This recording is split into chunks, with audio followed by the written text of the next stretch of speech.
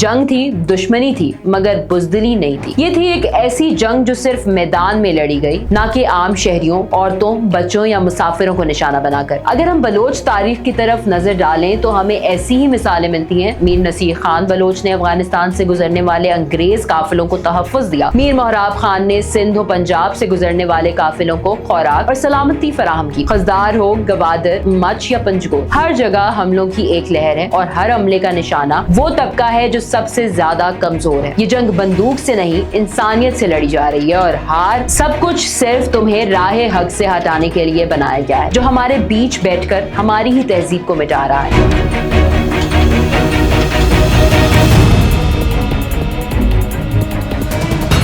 Bloch कौम की तारीख हजारों साल पर मुहित है और इस तारीख में इज्जत, गैरत, मेहमान नवाजी और जुर्रत वो सतून रहे हैं जिन पर इस कौम का तशख्खुस कायम रहा। वक्त बदलते गए, हालात सख्त होते गए, मगर बलोच रिवायत ने कभी अपने जौहर नहीं छोड़े। चाहे मैदान जंग हो या सुलह का मौका, बलोच ने हमेशा असूल, गैरत और शराफत का परचम बुलंद रखा। मगर आज एक ऐसा वक्त आन पहुंचा है कि खुद बलोच कौम की अपनी रिवायात और शनाख्त खतरे में है, और इस खतरे का सबब वो दुश्मन नहीं जो सरहद के पार है, बल्कि वो दुश्मन है जो हमारे बीच बैठकर हमारी ही तहजीब को मिटा रहा है। सलेबी जंगों के दौर में दुनिया ने वो मनाजिर देखे जो आज भी जंगी असूलों की आला मिसाल समझे जाते हैं। सुल्तान सलाहुद्दीन अय्यूबी ने न सिर्फ ताकत के मैदान में दुश्मन को ललकारा, बल्कि किरदार, इंसाफ और इंसानियत के आला मयार भी कायम किए। जब रिचर्ड दी लाइन हॉर्ट का घोड़ा जंग में गिरा तो सुल्तान ने हमला रोककर दूसरा घोड़ा भिजवा दिया। जब दुश्मन सख्त बीमार हुआ तो अपने जाती तबीब को भेजकर उसका इलाज करवाया। जंग थी, दुश्मनी थी, मगर बुज़दिली नहीं थी। ये थी एक ऐसी जंग जो सिर्फ मैदान में लड़ी गई, ना कि आम शहरियों, औरतों, बच्चों या मुसाफिरों को निशाना बनाकर। अगर हम बलोच तारीख की तरफ नजर डालें तो हमें ऐसी ही मिसालें मिलती हैं। मीर नसीर खान बलोच ने अफगानिस्तान से गुजरने वाले अंग्रेज काफिलों को तहफ़्फ़ुज़ दिया। मीर मोहराब खान ने सिंध और पंजाब से गुजरने वाले काफिलों को खुराक और सलामती फराहम की। और खान ऑफ क़िलात अहमद यार खान की दौर में कबायली लोग ईरान और अफगानिस्तान जाने वाले मुसाफिरों के लिए पहरा दिया करते थे। ये सब इस बात का ऐलान था कि बलोच मेहमान का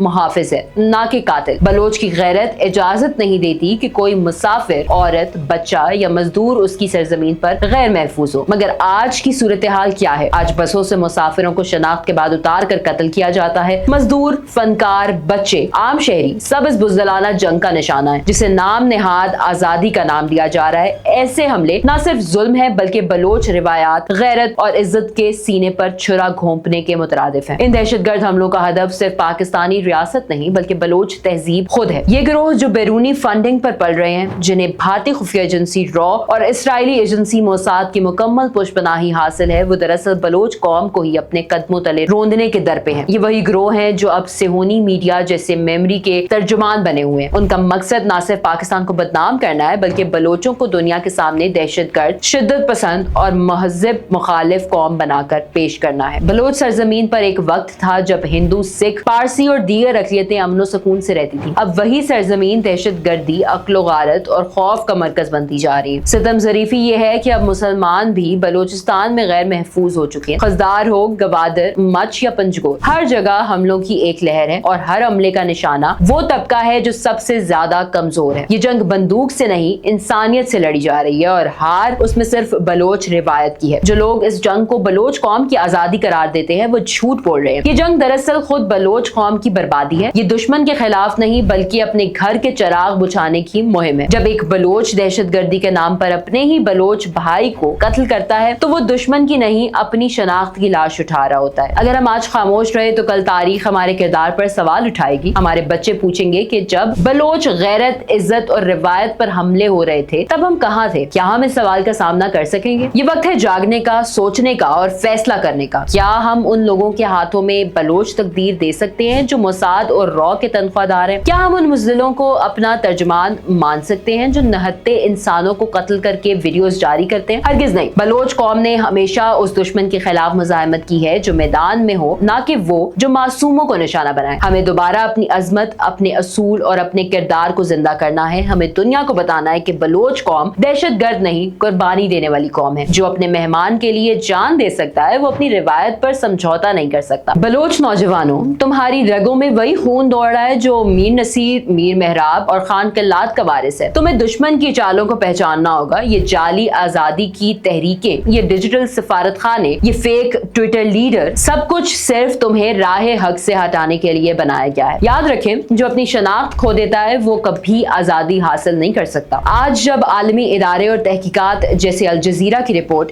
साबित कर चुकी हैं कि BRA, BLF और BLA जैसे ग्रोह गैर मुल्की एजेंसियों के आलाकार हैं, तो सवाल ये नहीं है कि हम इन पर क्यों यकीन न करें। सवाल ये है कि हम कब तक इनके धोखे में आएंगे, कब तक हम अपनी ही रिवायात को पामाल होता देखते रहेंगे। ये जंग बंदूक से ज्यादा किरदार की है। आज बलोच का असल इम्तिहान ये है कि वो अपनी रिवायात को जिंदा रखता है या खामोशी से उनकी मौत का तमाशा बनता है। वक्त आ चुका है कि हम अपनी शनाख्त, गैरत, इज्जत और रिवायत के दफा के लिए खड़े हों। ये जमीन हमारे आबा की है, ये तहजीब हमारी पहचान है और ये वक्त हमारा इम्तिहान। अब फैसला हमें करना है, खामोश रहना है या बलोच बनकर जीना है।